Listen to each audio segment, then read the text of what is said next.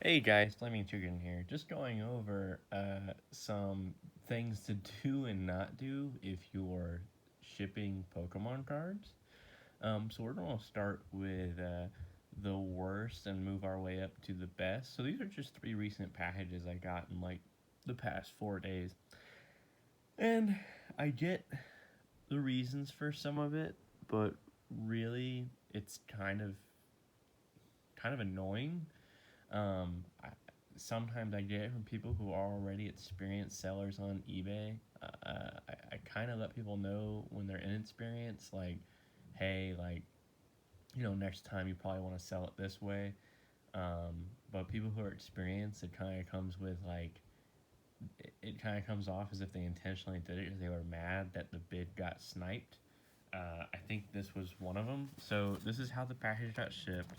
Um, I knew what the card was as soon as I opened the mail, um, but I was so kind of nervous once I got this because usually you can feel if a card is in some sort of card protector.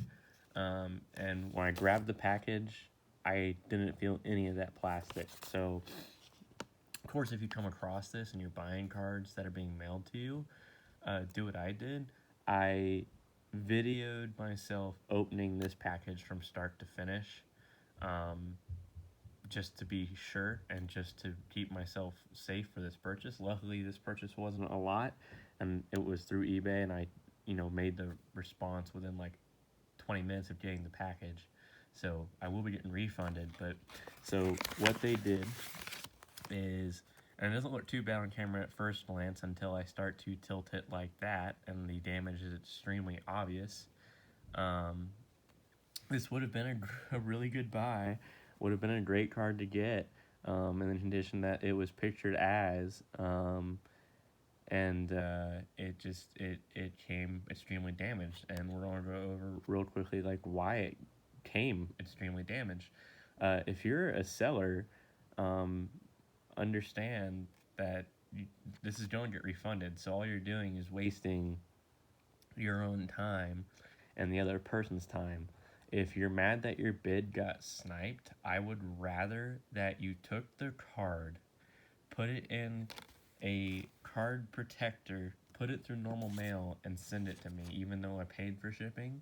I understand that you're trying to make like a little bit of money, but normal mail envelopes don't get harassed nearly as much as delivery first class packages that aren't protected correctly. And I mean, still, if you're going to send it in this, send it in a card protector.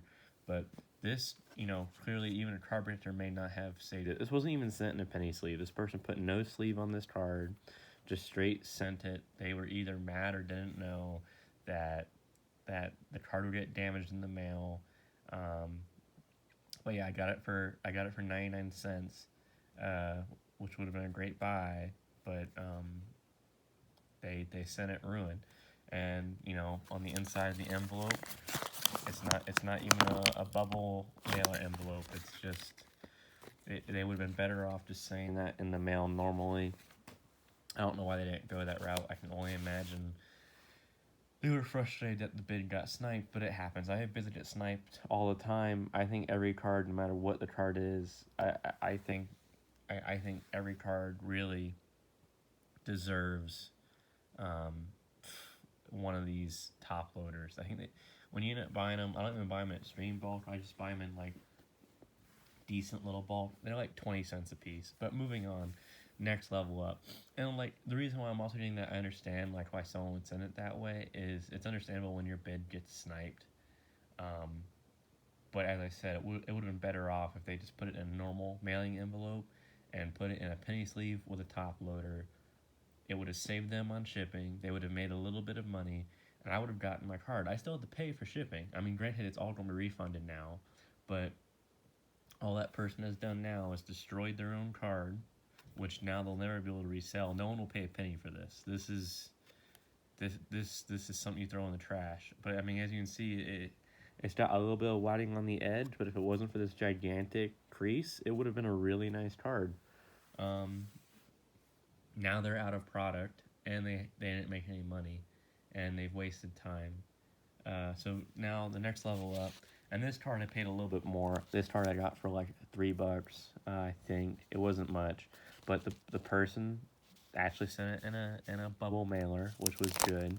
And they didn't send it in like the top loaders that I'm used to. They sent it in this top loader or wherever you want, card saver. The card savers you usually get from when you're doing PSA ratings, which I'll do a video later on that. I have my PSA cards picked out that I want to send.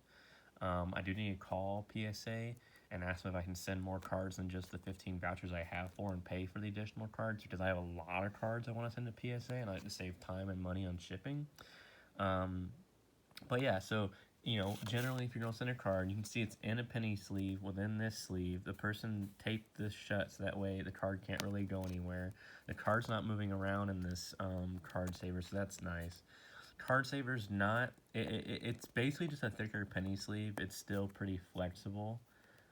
Like versus like a top loader isn't really as flexible. It's got some rigidity to it.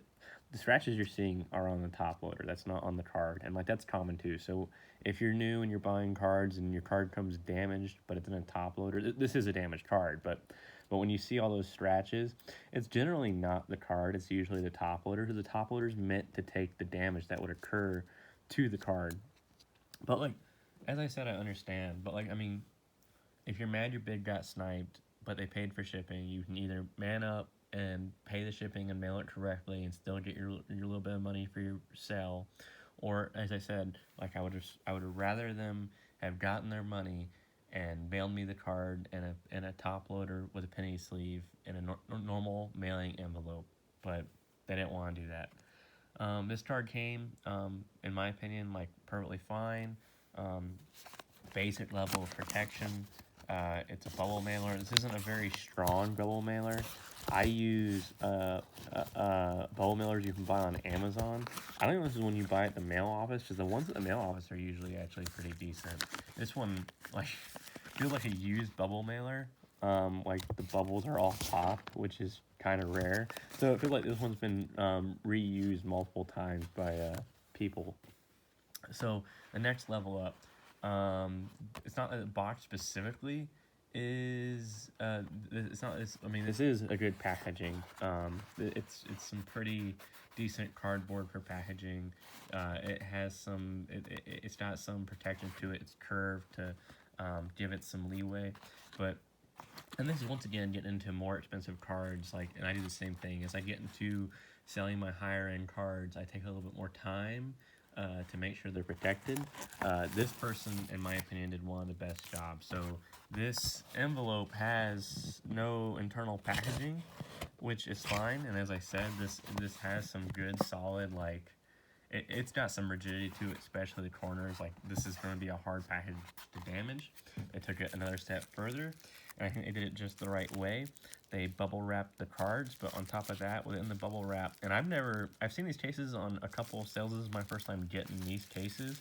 They wouldn't have had to have done these cases, in my opinion. They could have done just a standard top loader with how they packaged this, but this is what I would consider like the ultimate protection on mailing something. The only thing equivalent, or probably actually less equivalent, because this is some thick cases, would be PSA cases.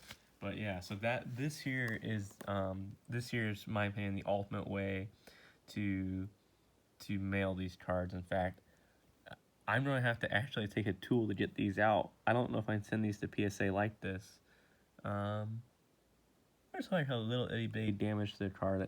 It's hard to tell if that's. I know you're probably thinking, Mr. Chicken, you're just being delusional. That is on the card, but it might have to do with the case. It's got a little bit of whiting, but nevertheless, I got these Blastoises in a pretty good deal.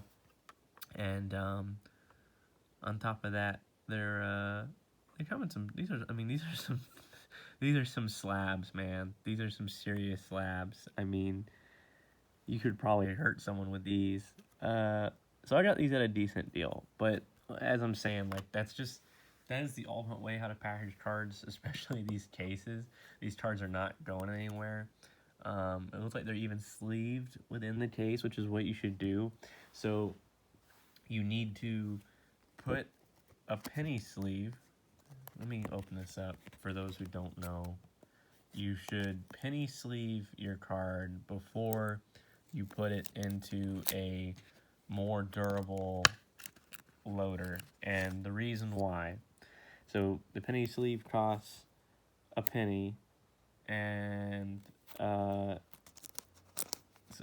generally, or less actually sometimes. So the penny sleeve keeps your cards from getting scratched up by the harder plastic that they'd be in with your more rigid case.